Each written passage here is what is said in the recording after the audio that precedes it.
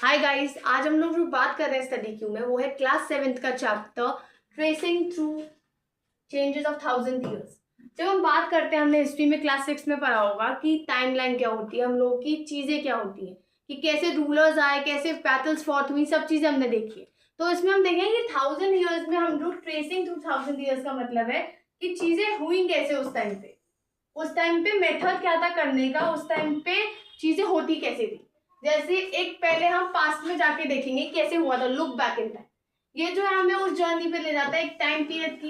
इस period chapter में हम बात करेंगे एक पर्टिकुलर टाइम की, वो है 700 टू 1750।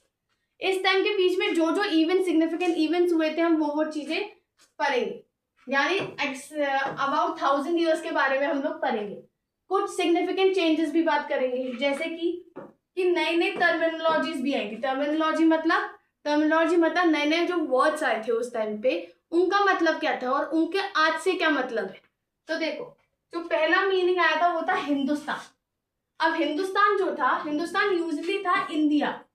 यूजली आज जो हम है हिंदुस्तान को क्या कहते हैं, इंडिया। कहीं भी कोई भी बोले हिंदुस्तान क्या है, इंडिया।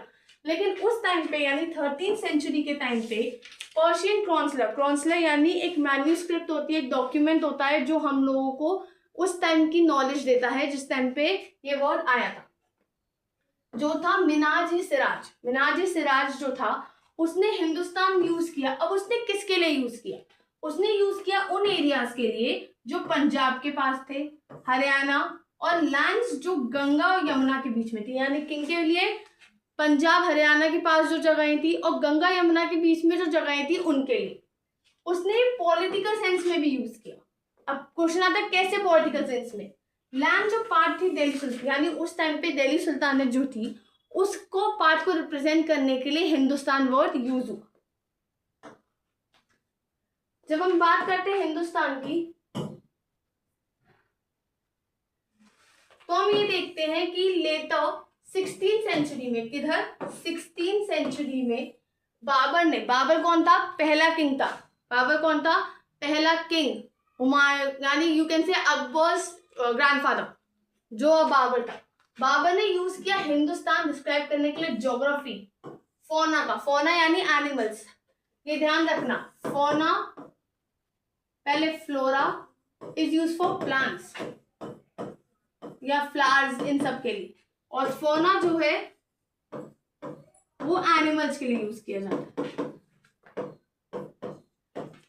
तो और किसके लिए यूज किया? कल्चर इनहैबिटेंट्स, यानी सब कौन थे? यानी उस टाइम जो हिंदुस्तान था उसमें लोग कैसे रह रहे हैं, उसमें लैंड की कल्चरेबिलिटी कैसी है, वो चीज देखने के लिए वहां के लोगों का रहन सहन, कल्चर। यानी कि जैसे बाबर जो था वो मुसलमान था, तो वो अपने कुरान को, अपने ग्रंथों को ज्यादा देता था। हम हिंदुस्तानी कैसे थे, हम लोग की उसकी प्रजा कैसी थी, वो देखने के लिए इनहैबिटेंट्स यानी वहां के लोकल्स कैसे रहते थे। फिर आता है जो हिंदुस्तान का मीनिंग है वो टाइम के साथ बदला है। क्योंकि पहले बोला जाता, जैसे सिराज हिंद ने बोला कि पहले जो था वो पंजाब हरियाणा के पास वाली जगह थी, गंगा यमुना के पास वाली जगह थी। फिर बाबर ने बोला कि ज्योग्राफिकल फोना को, वहां के लोगों को, रहन सहन को उसने हिंदुस्तान बोला। तो वैसे और आज के हिंदुस्तान को क्या कहा जाता है? इंडिया। तो वर्ड्स का एक चीज ध्यान रखना, वर्ड्स का जो है अलग अलग मीनिंग होता है, अलग अलग हिस्टोरिकल कंटेक्स्ट। जैसे जैसे टाइम बदलता है वैसे वैसे वर्ड्स के मीनिंग भी बदलते हैं। फिर आता है एक वर्ड फॉरेनर। पास्ट में यानी पहले फॉरेनर को सिंपली कहा जाता था जो सोसाइटी या कल्चर का पार्ट नहीं है। जैसे अगर हम आज के जमाने के अकॉर्डिंग करें तो फॉरेनर मतलब जो हमारा देश का नहीं है, जो दूसरी कंट्रीज का है, दूसरे कल्चर का है। जैसे इंग्लिशमैन, ब्रिटिश मैन, इंग्लैंड, ये सब लोग दूसरी कंट्री, दूसरे टीचर्स के, तो उन्हें हम कहते थे फॉरेनर। लेकिन पास्ट में उन्हें कहते थे, जैसे हम हिंदू हैं, हम हिंदुस्तानी है, हम हिंदू है, तो हमारे जो मुसलमानी है वो फॉरेनर हो गए पास्ट के अकॉर्डिंग, क्योंकि वो अलग धर्म था, अलग ग्रंथ यूज करते थे। तो आज क्या कहते हैं? आज जो है, पास्ट में क्या था, जो हमारी सोसाइटी और कल्चर का पार्ट नहीं है वो फॉरेनर है। पहले क्या, आज क्या है? फॉरेनर मतलब जो दूसरी कंट्री से, दूसरे देश से है, दूसरी कंट्री से। अब हिस्टोरियंस और उनके सोर्सेस क्या थे इन चीजों से थे?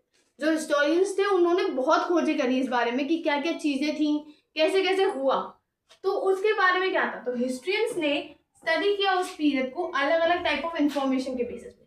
यानी एक बेस होता है ना, जैसे आप कभी साइंस पढ़ते हो प्लांट्स के बारे में पढ़ते हो, फोटोसिंथेसिस होता है कि उससे कैसे होता है, बेस होता है ना कि मैथ्स का प्लस माइनस मल्टीप्लाई डिवाइड ये सब होता है। तो वैसे हिस्ट्रियंस ने एक बेस यानी एक बेस पे उन्होंने फोकस किया कि उससे कैसे इंफॉर्मेशन निकालें, जिन्हें कहते हैं सोर्सेस। क्या कहते हैं? सोर्सेस। आर्कियोलॉजिकल सोर्स अब टाइप्स आती हैं कैसी की सोर्स, पहली थी आर्कियोलॉजिकल सोर्स, ये इंक्लूड करती थी कॉइन्स। कॉइन्स यानी उस टाइम के सिक्के कैसे थे, तो कॉइन्स यानी हमें रूलर्स के बारे में बताते हैं, इकोनॉमी और आर्ट, यानी उस जैसे आज के सिक्के जो उसमें अलग प्रिंट होता है ना, उस टाइम के सिक्कों में राजा के प्रिंट होते हैं कि ये उस राजा की जगह की कॉइन है। जैसे अकबर ने भी अपने कॉइन्स एस्टैब्लिश किए थे, हमारे हिंदुस्तानी जो राजा थे जैसे तुगलक डायनेस्टी में तुगलक के कॉइन एस्टैब्लिश हुए थे उनके राजा के।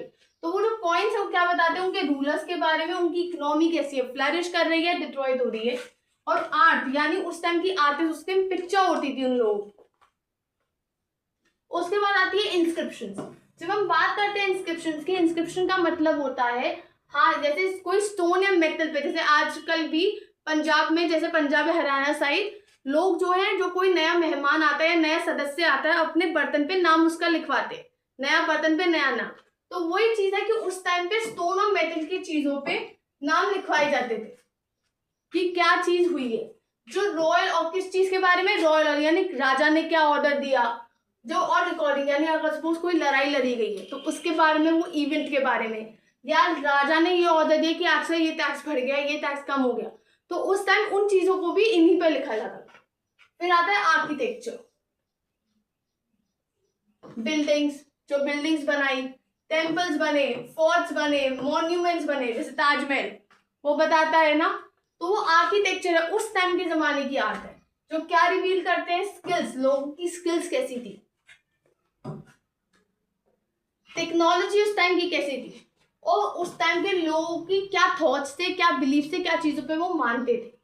फिर आता है लिटरेरी सोर्सेज। लिटरेरी सोर्सेज यानी कुछ ड्राइंग्स, कुछ पोएम्स, कुछ राइटिंग्स, जैसे कि ये रिटन रिकॉर्ड्स इंक्लूड करते थे, ये लिखित फॉर्म में मिलते थे। जैसे क्रॉनिकल्स क्या होते थे, हिस्टोरिकल इवेंट्स। हिस्टोरिकल इवेंट्स यानी कौन से राजा ने कब बातल जीती, कौन सा कब हारा, किसका ताजपोशी कब हुई, वो सब चीजें जो कोड हिस्ट्रियन लिखते थे। यानी हर एक राजा का एक हिस्ट्रियन होता था, एक कोड हिस्ट्रियन जो चीजें लिखता था कि ये मेरे राजा ने इस टाइम पे की। रॉयल डिक्रीज, डिक्रीज यानी फरमान, उस टाइम के फरमान क्या थे, या ऑर्डर इशूड बाय रूलर, जो रूलर ने ऑर्डर इशू किए थे। लेटर्स ऑफ टीचिंग सेंट्स, यानी उस टाइम के जो पुजारी थे या मोहम्मद थे, जो प्रोवाइड करते थे इनसाइड रिलीजियस और सोशल बिलीफ के बारे में, यानी उनके अकॉर्डिंग जो सोशल बिलीफ था, जो रिलीजियस बिलीफ था, उसके बारे में चीजें जानना। फिर आता है जुडिशियल रिकॉर्ड, यानी उस टाइम जो कोर्ट की प्रोसीडिंग, यानी कोई भी कानूनी बैठक होती थी उसकी प्रोसीडिंग्स क्या होती थी, उसके बारे में जानना। फिर account of travellers, foreign visitors जो थे वो अपने एक्सपीरियंस के बारे में लिखते थे, इंडिया के बारे में, जो एक वैल्यूएबल पर्सपेक्टिव देता। अब इस बारे में मतलब तो ध्यान से सुनो। वास्को द गामा के बारे में सुना होगा, एक पोर्टुगीज एक्सप्लोरर, उसने सी रूट को कुछ वो साउथ पोल या नॉर्थ पोल या वो कुछ और चीज डिस्कवर करने के लिए निकला था, लेकिन उसने क्या है, सी रूट ढूंढ लिया था इंडिया का, उसकी डिस्कवरी थी, सी रूट उसने इंडिया का ढूंढ लिया था। तो जब वो इंडिया आया, जब बहुत सारे या उसके अलावा बहुत सारे जो एक्सप्लोरर्स आए इंडिया, उन लोगों ने वहाँ के कल्चर के बारे में, वहाँ के लोग कैसे हैं, वहाँ की रहन सहन कैसे, वहाँ के लोगों की सोच कैसी है, उस बारे में लिखा। तो वो ट्रैवलर्स के अकाउंट्स हुआ करते। फिर आता है पेपर एंड प्रिंटिंग। तो उसमें मतलब उस टाइम पे पेपर जो है वो ज्यादा अवेलेबल था और सस्ता था। उस टाइम पे पेपर जो था वो ज्यादा अवेलेबल और सस्ता था, जिसकी वजह से रिटन रिकॉर्ड्स की जो डिमांड है वो बहुत ज्यादा बढ़ चुकी थी। 14th सेंचुरी तक पेपर जो है यूज किया जाता है क्रॉनिकल्स लिखने के लिए। लेटर्स और रेजिस टेक्स्ट, यानी जो उस टाइम के ग्रंथ थे हर किसी के जो भी, वो उनको लिखने के लिए, वहाँ के लेटर्स पहुंचाने के, क्योंकि उस time it was not WhatsApp, Telegram, Snapchat की हमने भेज दिया कि ये चल रहा है। वहाँ प्रॉपर इंफॉर्मेशन देने के लिए लेटर्स लिखे जाते थे एक दूसरे। या यहाँ तक था कि कुछ गाँव में अब भी माना जाता है जहाँ उस टाइम पे कि ऐसा होता था कि अगर लेटर आया है, क्योंकि वहाँ के लोग इतने, वहाँ की गर्ल्स में उतनी एजुकेशन नहीं थी उस टाइम पे, तो जब में नहीं थी, तो अगर लेटर फटा हुआ आ जाए तो मतलब कोई बुरी खबर है, ऐसा माना जाता था। लेकिन असल में अच्छी खबर भी हो सकती, तो वो एक डिसएडवांटेज था उस टाइम की एजुकेशन। फिर आता है इन्वेंशन प्रिंटिंग प्रेस का। प्रिंटिंग प्रेस यानी पेपर्स प्रिंट करने के लिए, वो बहुत बाद में हुआ, जो रेवोल्यूशन, जिसकी वजह से इंफॉर्मेशन और अच्छे से स्प्रेड होना शुरू हो गई थी। फिर आता है सोशल और पॉलिटिकल चेंजेस। सोशल पॉलिटिकली क्या डेवलपमेंट हुआ? पहले आया न्यू सोशल ग्रुप, नए नए सोशल ग्रुप इमर्ज हुए, जैसे period saw the emergence of new social groups and Rajput. Rajput क्या? वो वॉरियर्स का जो क्षत्रिय कास्ट स्टेटस से थे, जैसे कि मैं बताऊं,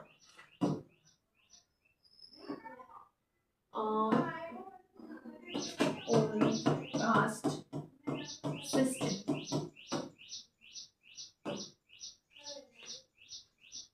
तो ब्राह्मण क्षत्रिय में लिखती हूँ, ब्राह्मण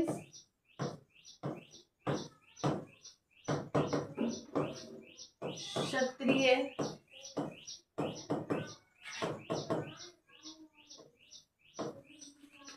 वैश्य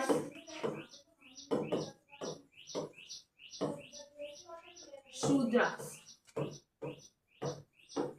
तो उस टाइम का जो कास्ट सिस्टम था वो इन चार पे बेस्ड था, ब्राह्मण, क्षत्रिय, वैश्य और शूद्र। ब्राह्मण कौन थे? ब्राह्मण थे मैम हमारे प्रीस्ट वगैरह, हमारे पुजारी वगैरह। क्षत्रिय जो थे हमारे रूलर फाइटर्स थे। वैश्य हमारे ट्रेडर्स और मर्चेंट थे। शूद्र हमारे लेबर थे यानी नौकर। तो पीरियड जो था राजपूत यानी क्षत्रिय कास्ट का, यानी इस कास्ट के जो है, एक मिनट मैं दूसरे से करती हूँ।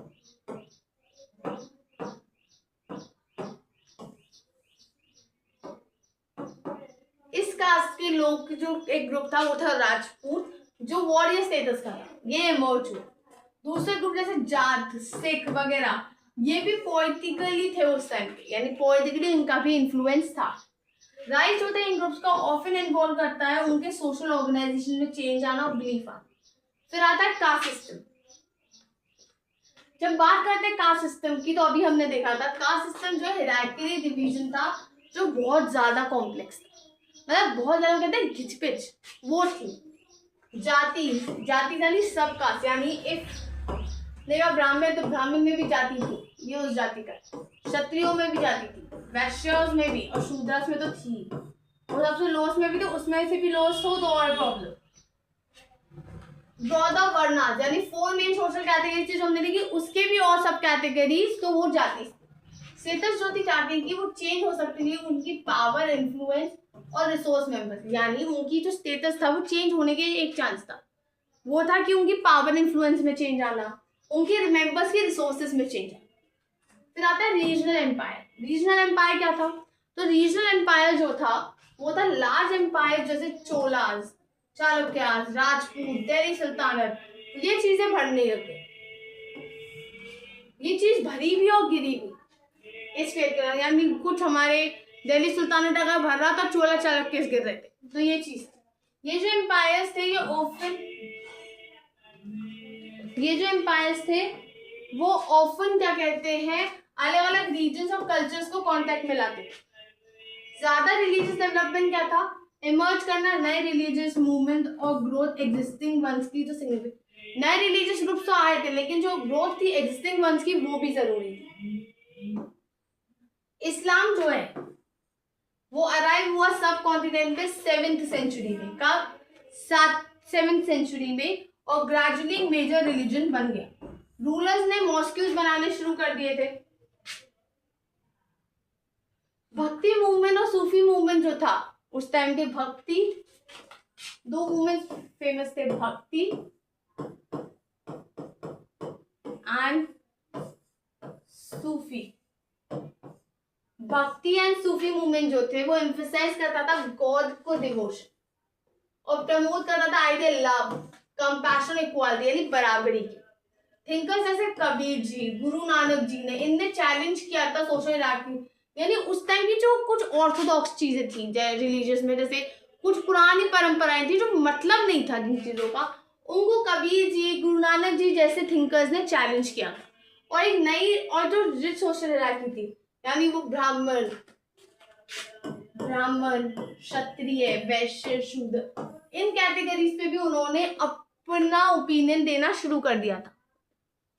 फिर आते हैं इकोनॉमी और एग्रीकल्चर में क्या चीज हुई। एग्रीकल्चर चेंजेस क्या क्या हुए, नई टेक्नोलॉजीज और क्रॉप्स आए जिसकी वजह से एग्रीकल्चर प्रोडक्टिविटी कुछ एरियाज में बढ़ गई। इरिगेशन यानी वाटर मैनेजमेंट ज्यादा इंपॉर्टेंट हो गया था। नई क्रॉप जैसे आलू, कॉर्न, चिलीज, चाय, कॉफी ये इंट्रोड्यूस हो गई थी सब कॉन्टिनेंट में, ये चीजें आ गई। फिर ट्रेड और कॉमर्स में नई चीजें होना, इंटरनल और एक्सटर्नल ट्रेड फ्लरिश होने लगा, यानी सिर्फ इंटरनली हम लोगों का जो ट्रेड हो रहा था अब वो एक्सटर्नली भी चेंज होने लग गया था। नए ट्रेड रूट्स और नेटवर्क फ्लरिश होने लग गए थे। टाउन्स और सिटीज जो थी वो सेंटर ऑफ ट्रेड और क्राफ्ट्समैनशिप बन चुकी थी। नई टाउन्स और सिटीज थे, नई क्राफ्ट्समैनशिप थी। थिंकर्स ऑफ बिलीफ, जैसे पहले मेंशन किया था, भक्ति और सूफी मूवमेंट का एक प्रोफाउंड इम्पैक्ट था रिलीजियस और सोशल लैंडस्केप में।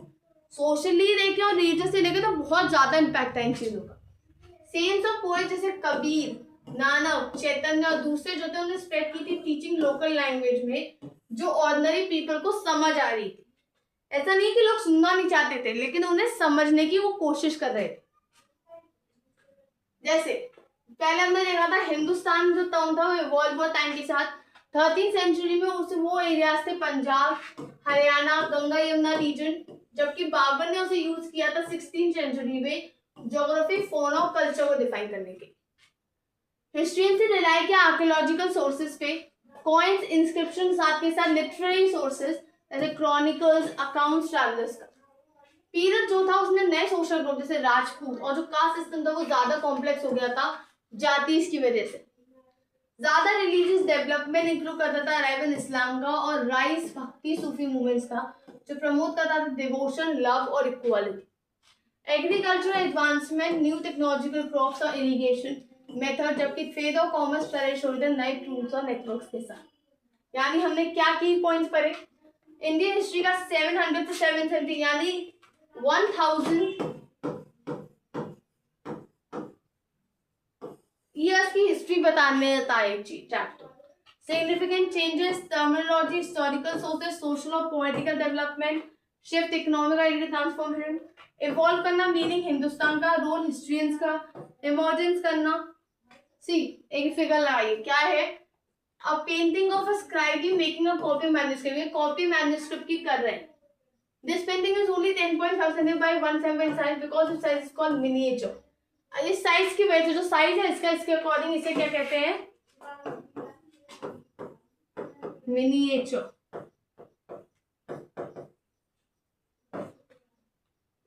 जो इलस्ट्रेट समटाइम मिनिएचर पेंटिंग जो है वो इलस्ट्रेट करती है टेक्स्ट मैन्युस्क्रिप्ट्स का। ये बहुत ब्यूटीफुल और लेटर कलेक्ट की जाती है मैन्युस्क्रिप्ट अपार्ट सोल्जर्स मिनिएचर्स, ठीक है। फिर देखो पर्शियन व्हील, ये इंट्रोड्यूस हुआ था, this is known as Persian wheel, ये इंट्रोड्यूस हुआ था। Okay, that's it for today. जो हमने पढ़ा वो रिवाइज करना और आगे जो डाउट्स होंगे, चीजें होंगी, क्वेश्चंस होंगे वो हम लोग आगे करेंगे। Thank you and subscribe my channel.